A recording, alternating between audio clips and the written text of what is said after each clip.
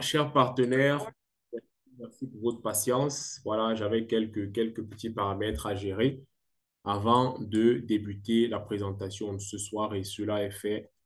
Donc, je suis toujours content. Vous savez, c'est pas facile, je le répète à chaque fois, d'être connecté de manière constante tous les mercredis pour suivre une présentation sur le projet MLC. Mais je pense que vous faites le bon choix. C'est effectivement l'attitude qu'on doit adopter parce que le thème que nous étudions ce soir est un thème dans lequel on retrouve effectivement cet aspect de l'investisseur, cet aspect de quelqu'un qui, voilà, qui veut véritablement comprendre le projet dans lequel il a investi.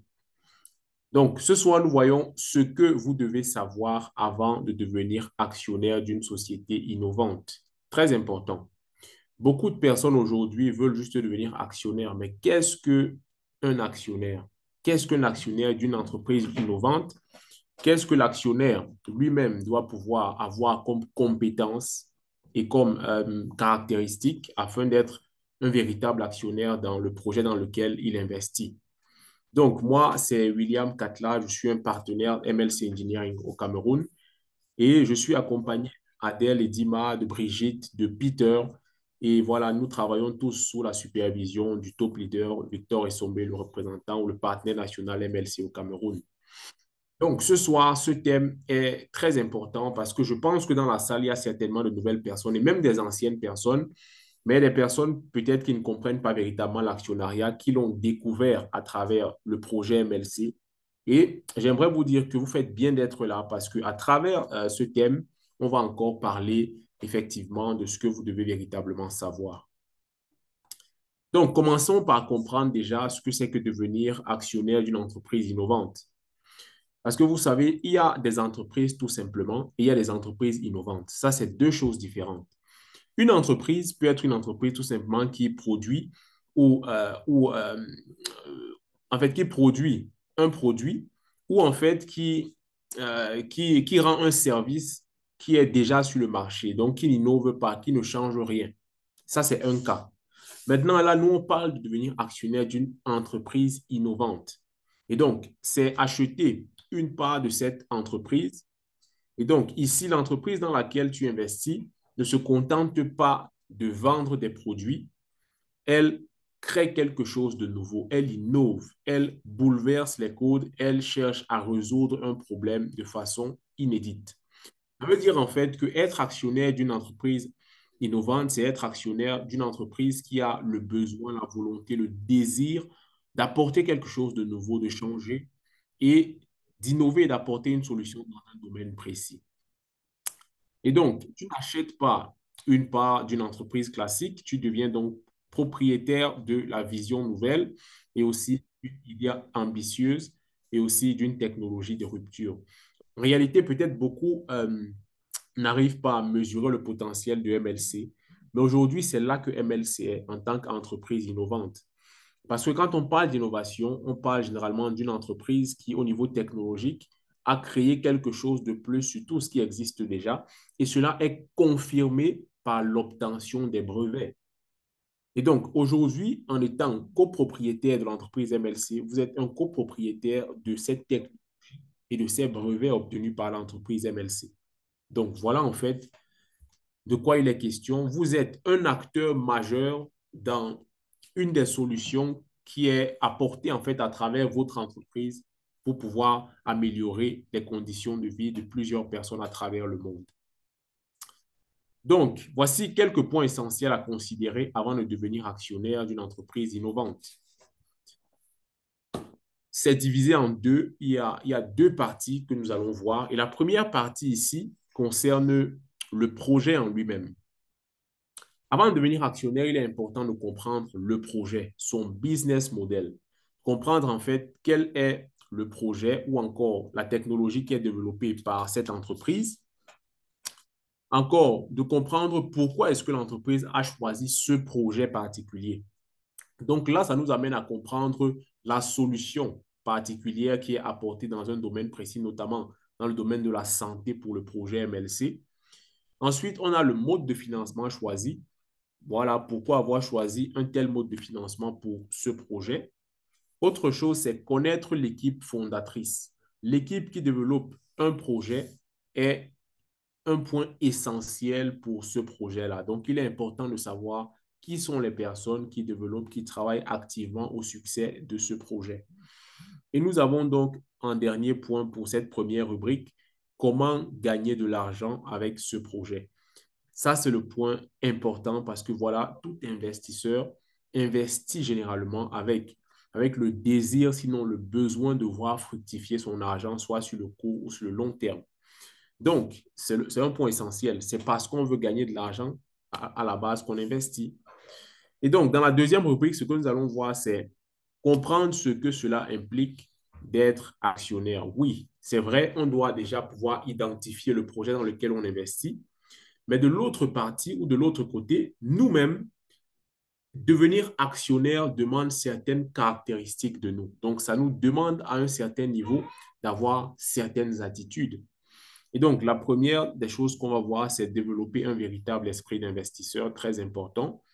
C'est de développer un esprit de patience, c'est de continuer à s'informer et à s'éduquer comme vous le faites si bien en étant déjà connecté les mercredis, parce que voilà, on échange aujourd'hui sur beaucoup plus de sujets que le projet MLC seulement. On parle de beaucoup d'aspects autour de MLC, de l'actionnariat, qui permettent d'éduquer, de sensibiliser. Et donc, voilà, je vous salue pour ça. Et le dernier point, c'est être positif. Donc, nous allons entrer dans le vif du sujet en allant directement dans la première rubrique, celle en fait qui nous permet de connaître l'entreprise pour dire son business model. Et là, donc, l'exemple que nous allons décortiquer, bien évidemment, c'est le projet MLC. Donc, essayons de voir le premier point qui est quel est son projet? Quelle est la technologie qui est développée dans ce projet? Déjà, il faut comprendre que l'entreprise MLC Engineering est une entreprise qui a été fondée en 2022 par Ivan Saltanov, en fait une équipe russe. Et l'idée derrière ce projet est de concevoir des systèmes modernes de diagnostic de problèmes de santé.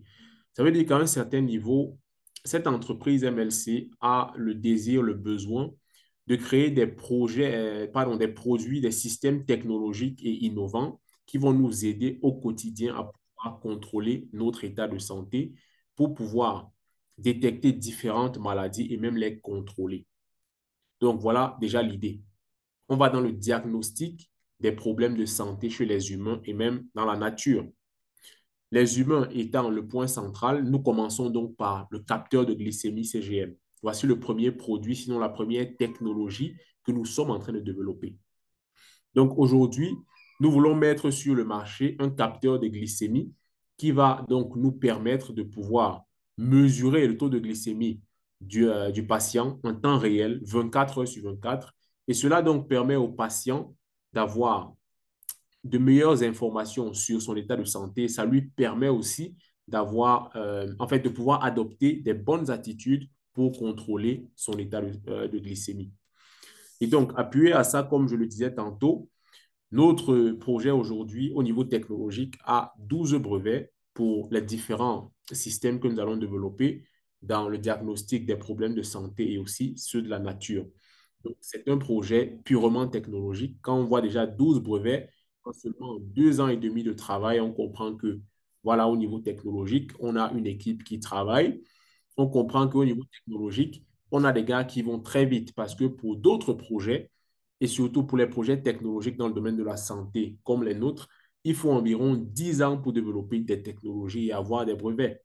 Mais aujourd'hui, on a déjà 12 brevets et il y a encore d'autres demandes de brevets qui ont été déposées. Donc, très bien, ce chiffre va rapidement croître.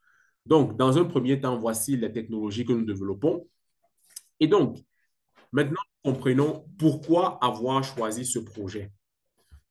Le projet premier est de développer les capteurs de glycémie, mais pourquoi est-ce qu'on a choisi de développer les capteurs de glycémie en premier? Il y a deux raisons principales à cela et la première est juste devant nous, à l'écran. Nous avons euh, des données qui ont été recensées par the International Diabetes Federation en 2025 qui nous démontrent que actuellement, nous avons pratiquement 600 millions de personnes à travers le monde qui sont diagnostiquées diabétiques. Ça veut dire que il y a 600 millions de personnes à travers le monde qui sont allées dans les hôpitaux qui ont fait des tests et qui ont été déclarés diabétiques. Ça, donc, c'est le nombre de personnes qui sont connues. Mais, vous savez, il y a beaucoup de personnes qui sont malades, mais qui ne le savent même pas et qui ne sont pas allées à l'hôpital pour se faire diagnostiquer. Ça veut dire qu'aujourd'hui, le diabète devient une véritable crise mondiale qui a besoin d'être adressée, qui a besoin, qu'on y prête attention. Et donc, aujourd'hui, le projet MLC avec le capteur de glycémie CGM vient directement s'adresser à ce fléau qu'est le diabète pour nous permettre à tous, diabétiques comme non diabétiques, pour les non diabétiques déjà, c'est de pouvoir contrôler leur glycémie pour faire la prévention, pour ne même pas arriver au diabète. Et pour les diabétiques, c'est pour contrôler leur glycémie afin de, voilà, d'éviter de faire beaucoup de crises avec leur état de santé ou même de mourir. Donc, ici, on a la prévention et le contrôle. Voilà en fait ce qu'MLC nous apporte. Parce que si on arrive véritablement à faire de bons diagnostics, nous sommes clairement dans la prévention ou encore dans le contrôle, ce qui permet donc de vivre un peu plus longtemps, d'éviter certaines morts inutiles. Et voilà, ça nous permet d'avoir des meilleures conditions de vie. Donc, voici la première raison, ce chiffre croissant au niveau du diabète mondial. Et le deuxième, c'est que le fondateur de ce projet, Ivan Saltanov, lui-même, il est diabétique.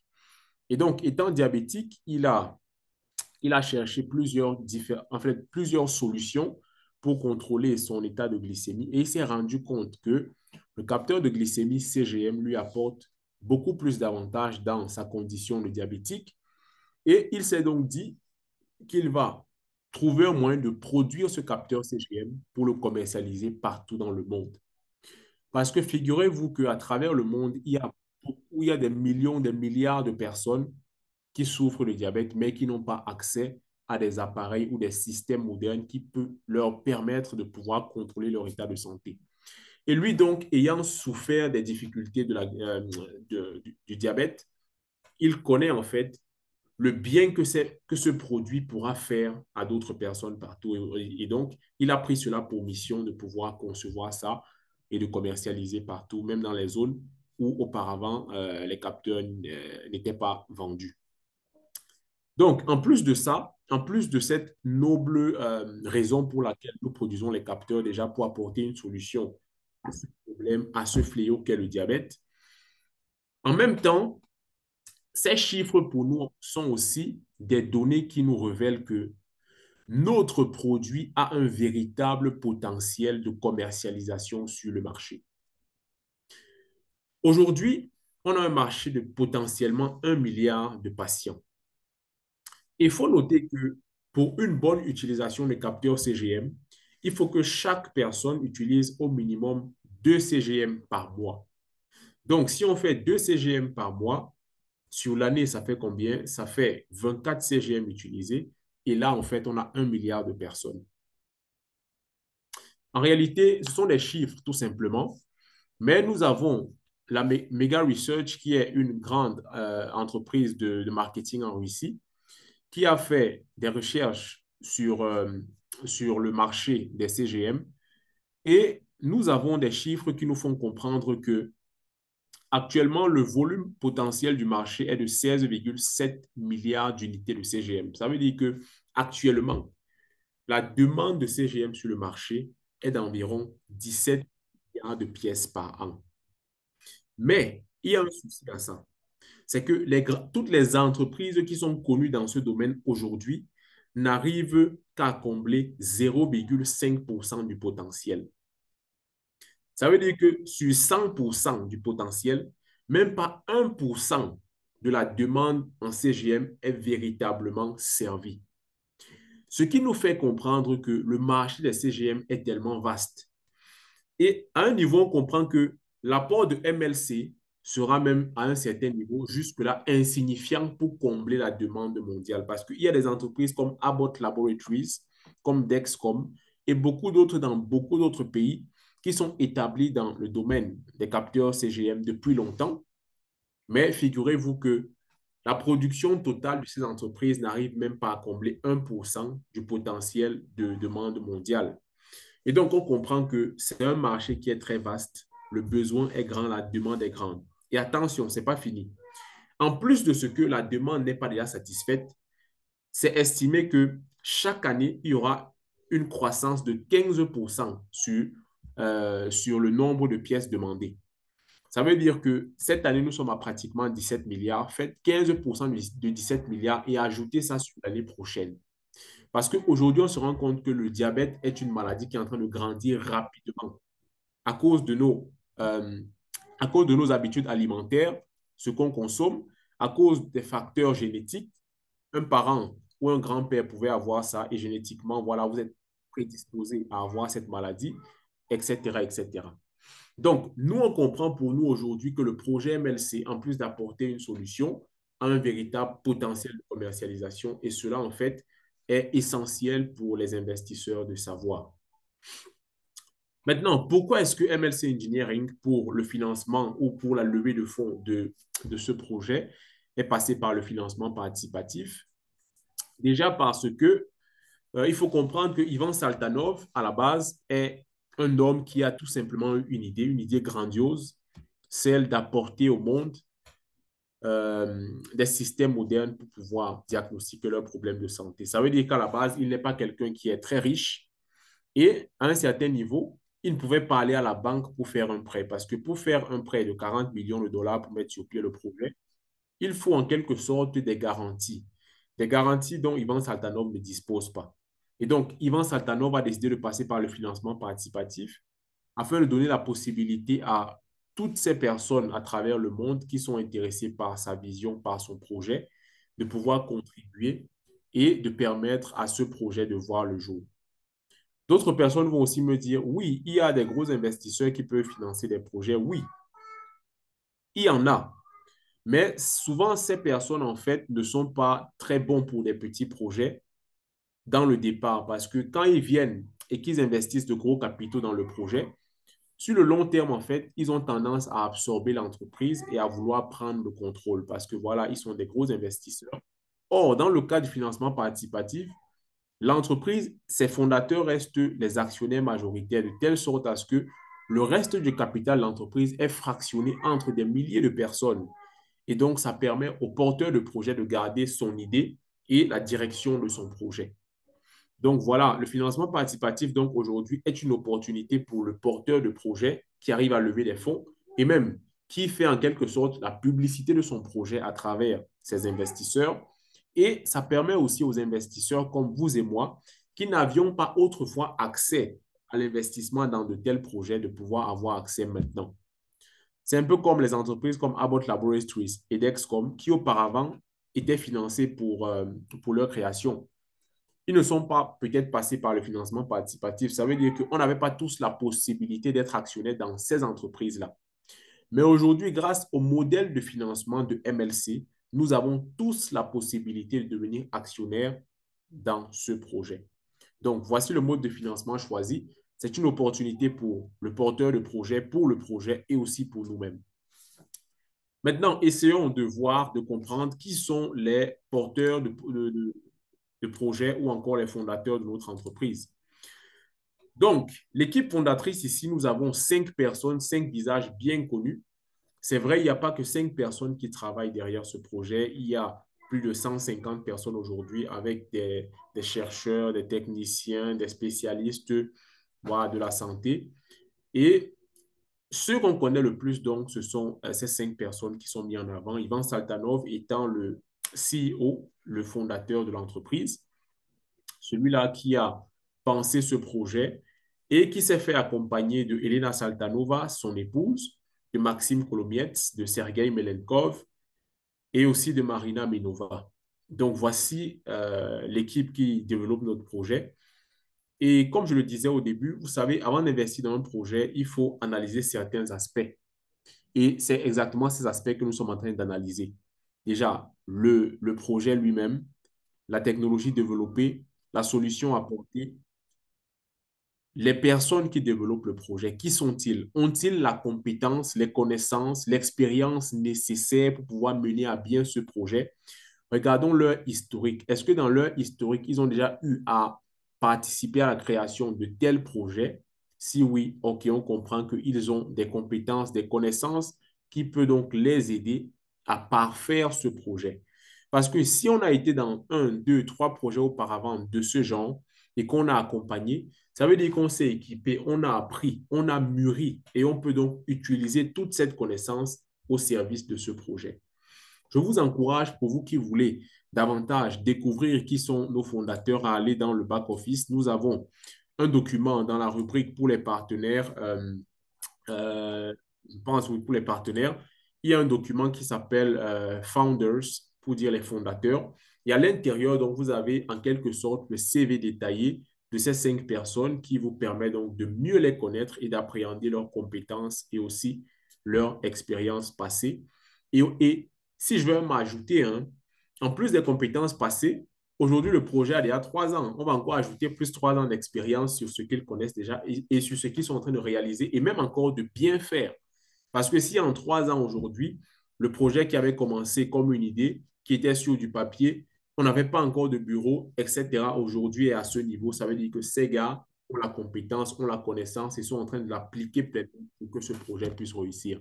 Donc, je vous encourage effectivement à donc aller et à voir et à vous-même comprendre tout cela. OK. Maintenant, allons sur le point essentiel pour les investisseurs. Comment gagner de l'argent avec le projet? Oui, c'est ça qui est important. On a beau se dire tout ce qu'on veut, mais quand on met nos 1 000 $, 2 000 $, 3 000 $ dans ce projet, c'est parce qu'on espère, dans un futur proche ou lointain, de voir cet argent se fructifier. Ça, c'est une réalité. Pardon. Maintenant, il faut comprendre une chose. C'est que quand on investit dans un projet d'actionnariat, on a 2 façons par lesquelles on peut avoir des retours sur investissement. La première des façons, c'est en attendant de recevoir les dividendes. Et dans le projet MLC, les premiers dividendes, c'est mieux de les attendre pour 2027. Les dividendes, c'est quoi? Quand on parle de dividendes ici, on parle des bénéfices que l'entreprise a fait durant son année d'exploitation. En fait, quand une entreprise, généralement, commence son projet, disons, si MLC lance officiellement la production des capteurs l'année 2026, et notamment en 2026, on va commencer par la production d'1 million de capteurs. De 2026, disons, on lance en mars ou en avril 2026. De avril donc 2026 à avril 2027, cela va faire une année d'exploitation complète. Et après cette année-là, l'entreprise pourra faire un bilan, pourra donc sortir les charges, les taxes et tout, et voir quel est le bénéfice qui a été généré pendant cette année-là. Et donc, dans le bénéfice, l'entreprise va retirer une partie du bénéfice qu'elle va partager avec nous tous qui sont copropriétaires. Et c'est ce que nous recevons là qui est appelé dividende, une partie du bénéfice partagé avec les copropriétaires. Et comprenez une chose, les dividendes sont très intéressants. Donc, nous conseillons généralement à toutes ces personnes qui achètent des actions ou des parts sociales, et comme Warren Buffett le dit, de conserver ces actifs pour un minimum de 10 ans avant de penser à les vendre. Parce que aussi longtemps que l'entreprise sera en activité et va produire des bénéfices, vous aurez chaque année des dividendes sans avoir à travailler. En quelque sorte, l'actionnaire est pratiquement l'un des patrons de l'entreprise parce que pendant que lui, il est assis chez lui à ne rien faire, il y a des employés qui vont tous les jours dans l'usine pour produire des capteurs, pour les commercialiser et lui va recevoir à la fin de l'année son chèque. Donc, c'est très puissant de recevoir les dividendes. C'est vraiment une très bonne source de revenus passifs qui nous rapproche de ce qu'on appelle la liberté financière. Donc, ça, c'est pour la première des façons par laquelle on peut gagner de l'argent. La deuxième, c'est en revendant plus tard nos actions sur les marchés boursiers. Aujourd'hui, notre entreprise a un statut de société à responsabilité limitée. Et dans ce cadre-là, c'est l'entreprise seule qui vend ses parts sociales aux investisseurs. Mais figurez-vous que demain, l'entreprise va suivre certaines démarches et va aller sur ce qu'on appelle les marchés publics, les marchés boursiers. Et une fois sur les marchés boursiers, tout le monde pourra avoir la possibilité de vendre ou d'acheter les actions de MLC. Et donc, à ce moment, vous pourrez donc revendre toutes les actions que vous avez achetées aujourd'hui.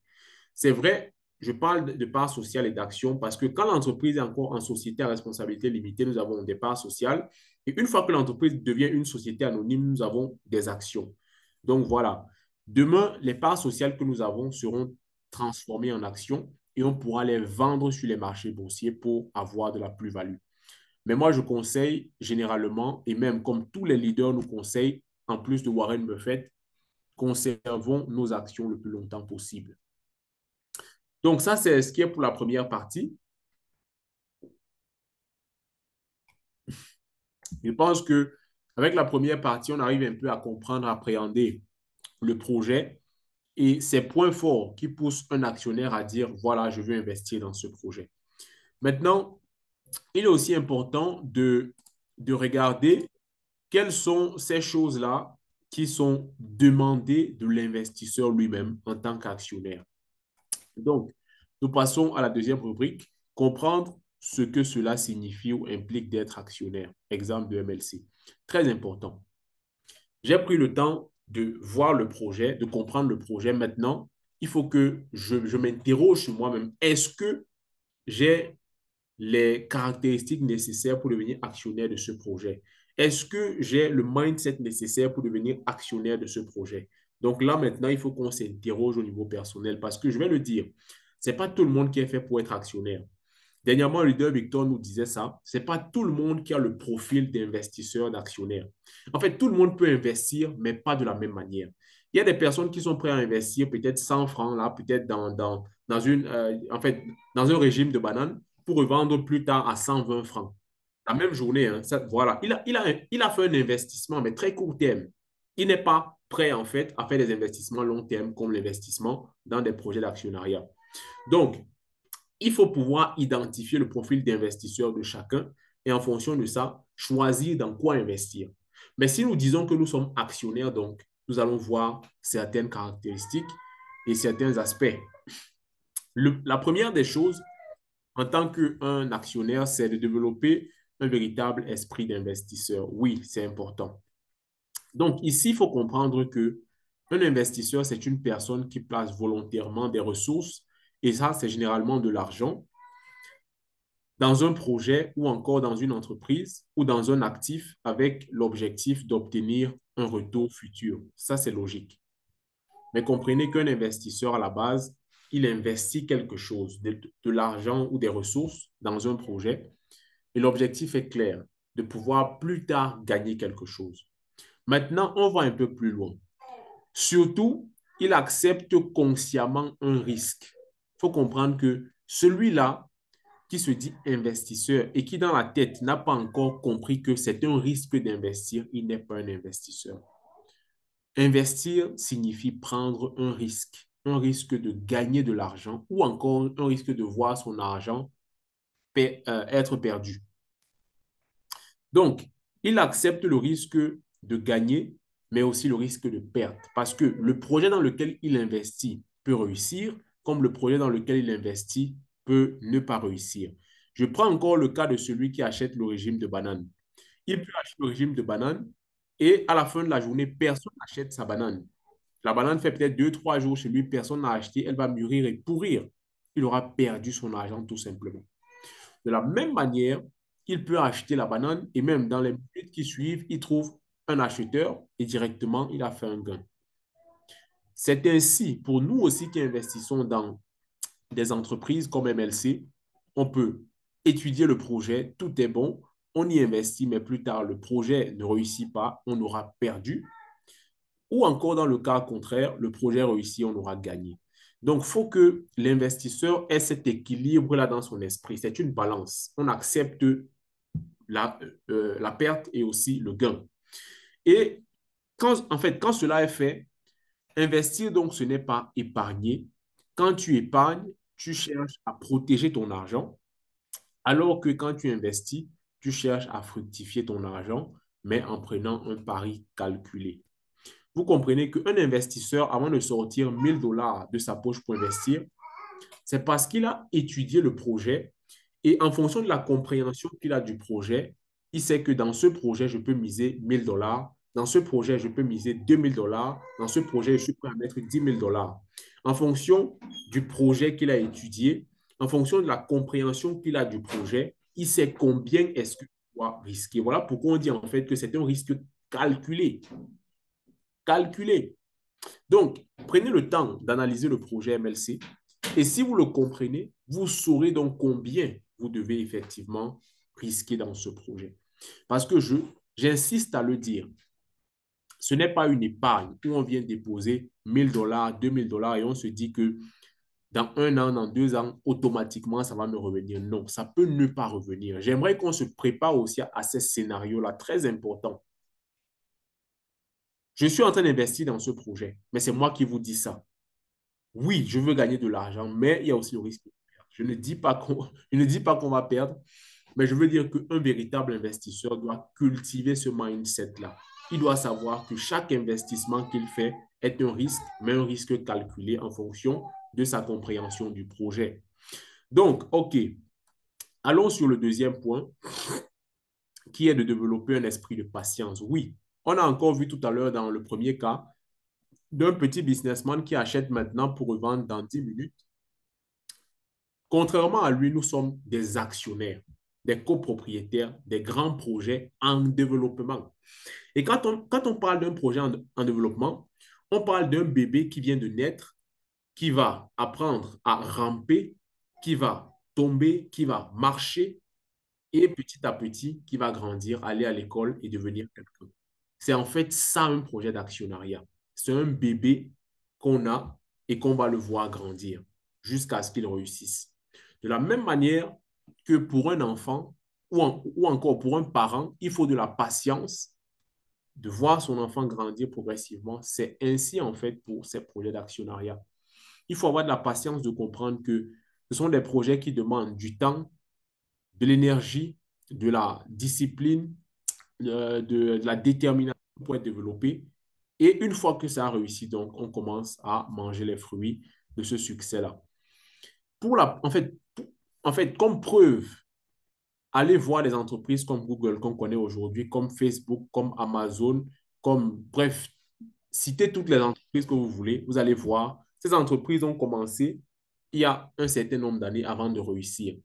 Et même pire encore, autre chose, c'est que tous ces projets-là ont commencé petits. On parle de Mark Zuckerberg qui a commencé dans sa chambre d'étudiant. On parle de Google qui a commencé dans un garage avec Sergey et Larry. On parle d'Amazon qui a commencé dans le garage, etc., etc. Mais aujourd'hui, allez voir les bâtiments de ces entreprises-là. Ce sont des bâtiments des milliards de dollars. Or, ces entreprises ont commencé dans des garages. Donc, c'est ça qu'il faut comprendre. Le projet commence petit, mais il faut de la patience de le voir grandir et devenir en fait ce qu'il va devenir. C'est Bref, je laisse ça tomber. Je voulais dire quelque chose, mais je vais laisser. Donc, apprenons à cultiver un esprit de patience parce que voilà, c'est essentiel pour nous. Quand on connaît déjà dans quel secteur d'activité on est, on doit identifier le profil qu'on doit avoir pour entrer à l'intérieur. Celui qui sait qu'il n'a pas un esprit de patience, pardon, qu'il ne mette pas son argent là-dedans. Parce que M. David Cheriton, qui a investi 200 000 $ dans Google en 1998, il a dû attendre entre 9 à 11 ans avant de pouvoir avoir des retours sur investissement. Ses amis se moquaient de lui parce qu'il a mis 200 000 $ et au bout d'un certain nombre d'années, il n'avait toujours rien. Ses amis disaient, voilà, tu as jeté ton argent. Mais aujourd'hui, ces mêmes amis-là regrettent pourquoi ils n'ont pas pris la même décision que lui d'investir à ce moment. Parce que lui, aujourd'hui, il pèse des milliards de dollars. Ses amis qui se moquaient aujourd'hui sont en train de regretter. Si j'avais su, même seulement 100 $, j'aurais dû mettre. Même seulement 200 $, j'aurais dû mettre. Mais voilà, c'est passé. Lui, il a su patienter. Il a pris un risque. Il a patienté. Voilà les deux choses qu'on a vues. Il a su risquer un argent qu'il pouvait soit perdre ou gagner. Et maintenant, la patience. Regardons cette petite vidéo, s'il vous plaît. Les gars, apprenons à travailler sur des projets à long terme. Voici un monsieur qui a 20 ans. On lui a fait une proposition d'un projet qui devait être rentable qu'après 10 ans. Le gars a dit niet. Mais sauf que 10 ans après, il est toujours là. Rien n'a changé dans sa vie. Mais tous ceux qui s'étaient engagés dans ce projet-là sont devenus riches. À 32 ans, on lui a encore fait une autre proposition d'un autre projet qui devait être rentable que dans 9 ans. Le gars s'est dit que, mais avec l'expérience que j'ai d'abord eue dans les autres 10 ans passés de souffrance, là, je peux me démerder vite fait, en 3 ans, je trouve mon compte. Mais sauf que 9 ans est passé, il n'a jamais toujours trouvé son compte. Aujourd'hui, le mec a plus de 40 ans. on lui fait encore une proposition d'un autre projet qui serait rentable dans 12 ans. Les gars, vous à la place du monsieur, vous allez faire comment? Venez expliquer en commentaire. Vous savez, c'est bien de faire des projets à court terme, mais les projets à long terme vous permettent de rectifier vos erreurs et d'avancer sans pression. Ceux qui ont toujours réalisé des projets à long terme, avec la foi et un engagement, ont toujours eu à arriver et à réussir les projets. Je ne parle pas des gens qui se trompent, se disent dans 10 ans je vais faire ceci pour se coucher au lit et dormir. Non, je parle des gens qui mettent un projet sur pied à long terme et qui travaillent nuit et jour pour atteindre les objectifs, finissent toujours par atteindre. Et d'ailleurs même, on ne fait pas tous les projets à long terme pour soi, on peut travailler même pour des générations à venir. Beaucoup vous diront que la vie est courte, la vie est très longue. Si on disait à ce monsieur-là qu'à plus de 40 ans, il devait être encore toujours en vie et sans rien dans la poche, est-ce qu'il devait accepter? Les gars, be careful, man. Be think, man. Be wise. À bon entendeur, salut. À bon entendeur, salut. Dans ce que ce monsieur dit, moi, je tire encore deux choses. La première des choses, c'est qu'il faut être décisif quand vous voyez une opportunité. Apparemment, on a montré une opportunité à un monsieur, il était très jeune. C'était une opportunité long terme. Il a hésité, il n'a pas pris. Une deuxième fois encore, c'est venu. Il était un peu plus âgé, il a hésité, il n'a pas pris. Il a encore, et plusieurs fois, parce qu'il hésitait. À un certain niveau, quand vous voyez une opportunité, les amis, en fait, il faut saisir les opportunités parce que les opportunités passent. Et le problème, c'est que il y aura toujours des opportunités, mais est-ce qu'on sera encore jeune? Est-ce qu'on aura encore les capacités de pouvoir répondre à ces opportunités-là? Voilà la question. Aujourd'hui, on a 20 ans, on a 30 ans, 40 ans, même 50 ans, 60 ans. Demain, on aura 70 ans, 80 ans, on ne pourra plus. C'est maintenant, pendant qu'on voit l'opportunité, on a le temps d'aller faire des recherches pour confirmer que l'opportunité est réelle et si oui, se lancer. Ce qui fait la force des hommes les plus riches du monde aujourd'hui, c'est qu'ils sont décisifs quand ils trouvent une opportunité. Ils ne perdent pas le temps. Ils ne s'asseyent pas trop pour réfléchir 100 fois, non. Il s'assoit, il observe, il fait ses recherches. Quand c'est concluant, il sort l'argent et il met. Il ne dit pas demain, après-demain, non. Parce qu'il connaît que l'opportunité, c'est un truc qui passe. Et donc, il faut savoir saisir les opportunités et être patient. Voilà ça. L'homme a manqué de patience et il n'a pas été assez avisé pour être décisif au moment où il le fallait. Donc, je pense que cela, pour nous, aujourd'hui, sont des enseignements. Quand ce monsieur le dit, il le dit pour que nous puissions prendre conscience de ce que nous aussi, on va faire face à des opportunités à un moment donné dans nos vies. Mais il ne veut pas que nous fassions la même erreur que cet autre monsieur. Voilà pourquoi il nous parle aujourd'hui. Il nous dit, si vous voyez une opportunité, saisissez-la.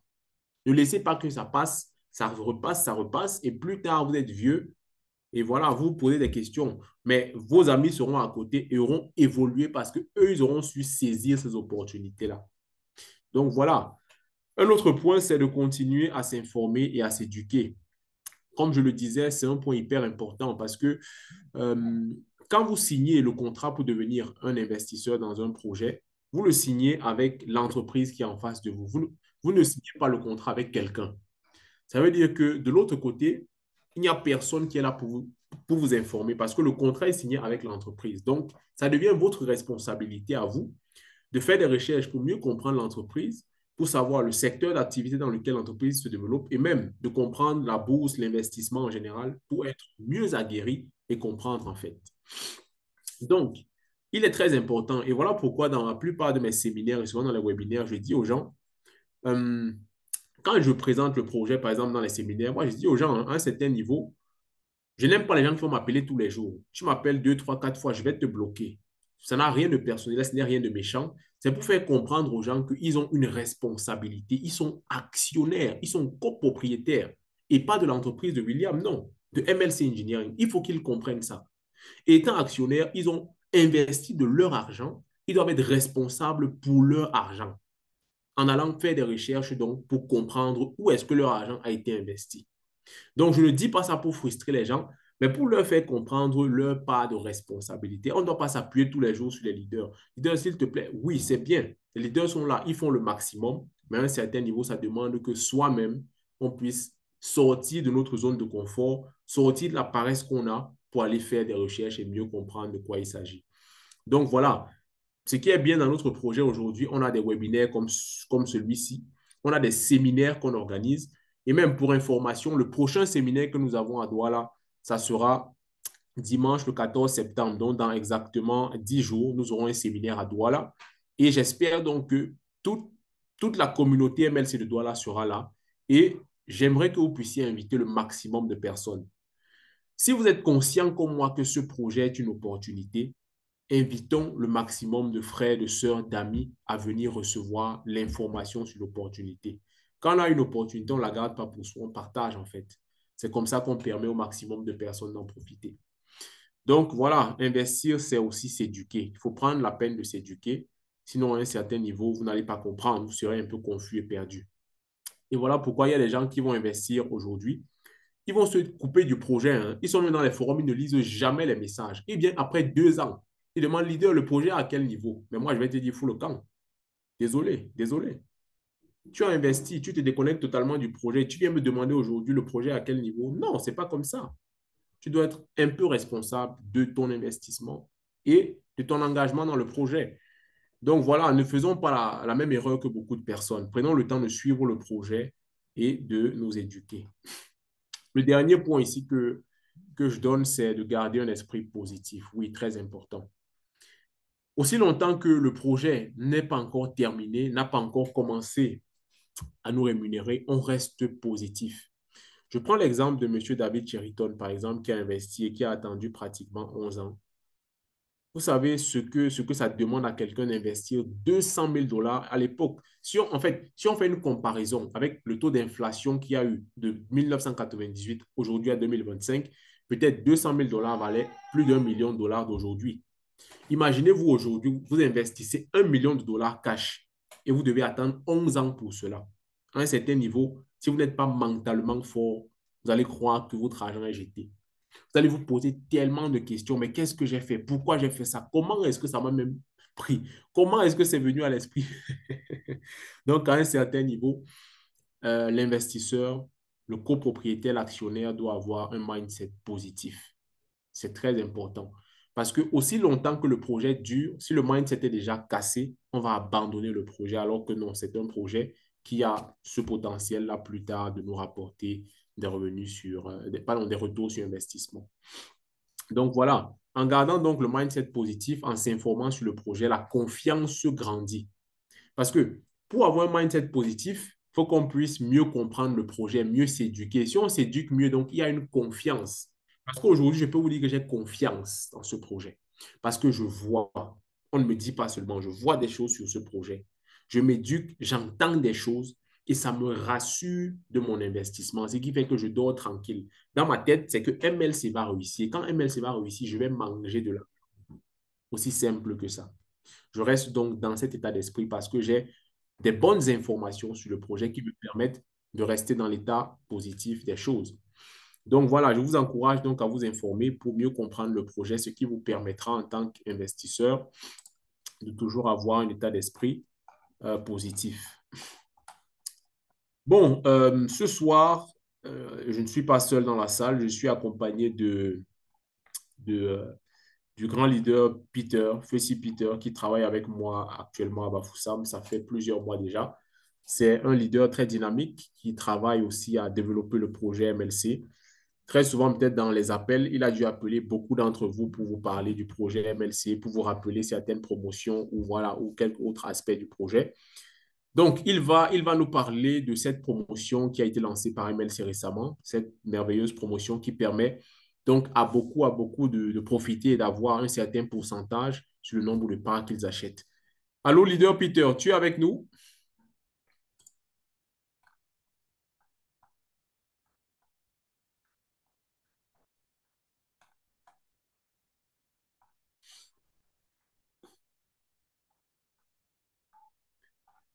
Allô, Peter.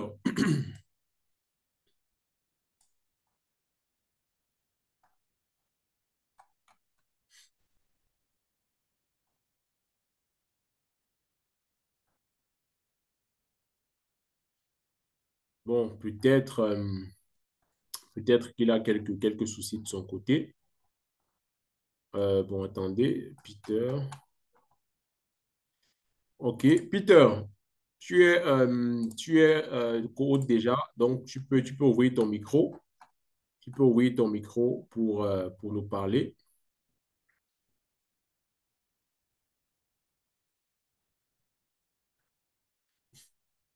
Allô, allô, Peter, tu me reçois? Oui, bonsoir, Monsieur William. Je vous reçois Saint. OK, merci, merci beaucoup, Peter. Merci d'être là. Donc voilà, tu as le micro pour nous édifier et mieux nous permettre de comprendre cette promotion qui est en cours. D'accord, Monsieur William. Déjà, bonsoir à tous les partenaires et bonsoir aux grands leaders qui sont dans la salle. Bon, moi, c'est Feusi Peter, partenaire MLC au Cameroun.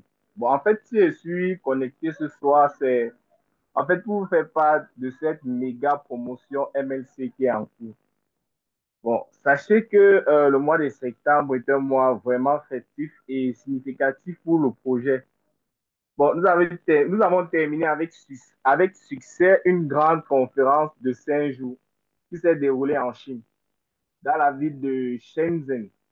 Lors de l'événement, nos partenaires se sont familiarisés avec la fabrication sous contrat et ont également reçu des échantillons industriels de test du système TGM Fly.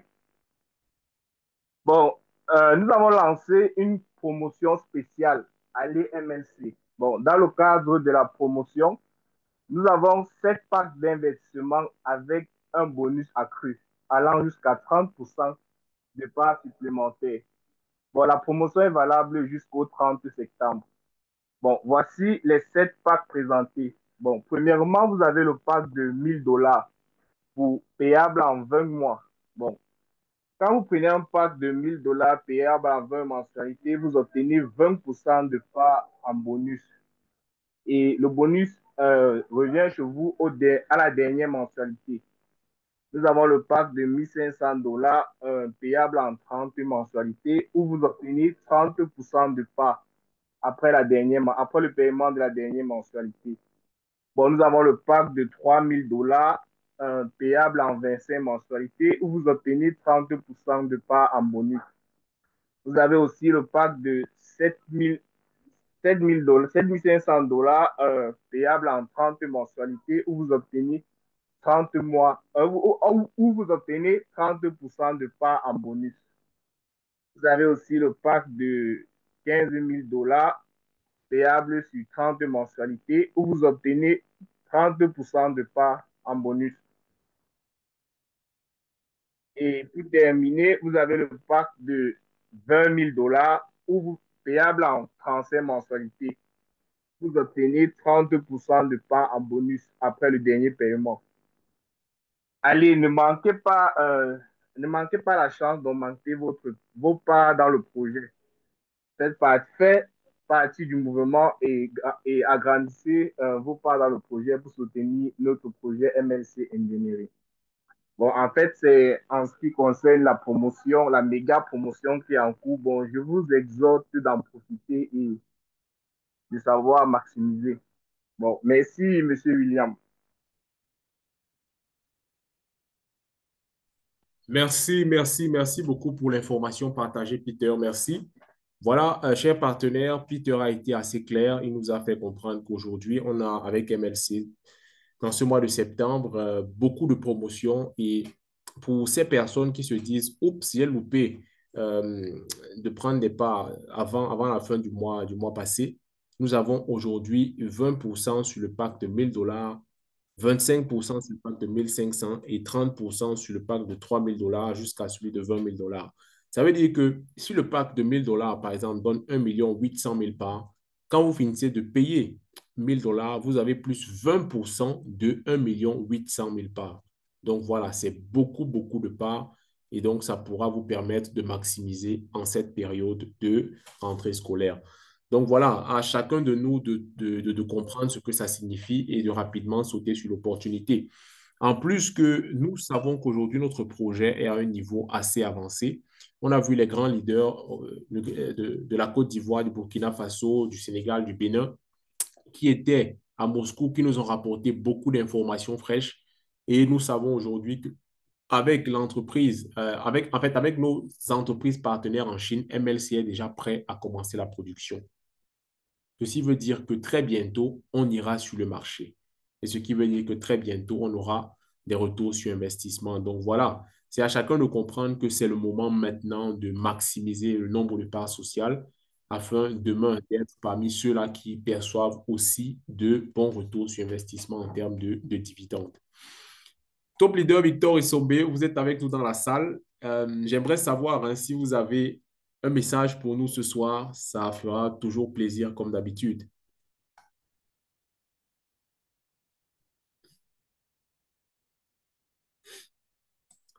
En même temps, j'ai pas pris son programme. Hein, voilà, je le vois connecté et je me dis que comme toujours, il pourra nous apporter un message. Mais bon, si ce n'est pas le cas, je comprends aussi que le top leader doit être hyper occupé, peut-être en déplacement même.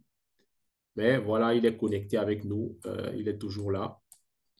Et donc, ça me fait passer au point suivant en disant que si vous avez des questions sur le projet, sur la présentation, c'est le moment pour vous de poser vos questions dans le chat. Si vous avez un mot à dire, s'il y a des leaders dans la salle qui veulent prendre la parole, levez juste la main et je vous donne la possibilité d'ouvrir votre micro pour pouvoir parler. Donc voilà, je reçois vos questions et voilà, je prends aussi toutes les personnes qui ont un mot à dire afin de leur donner le micro. Donc voilà, vous avez le micro.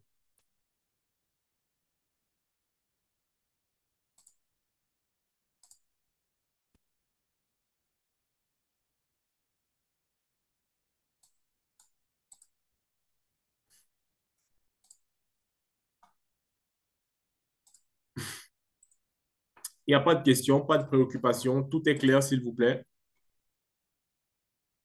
Allô, allô, allô.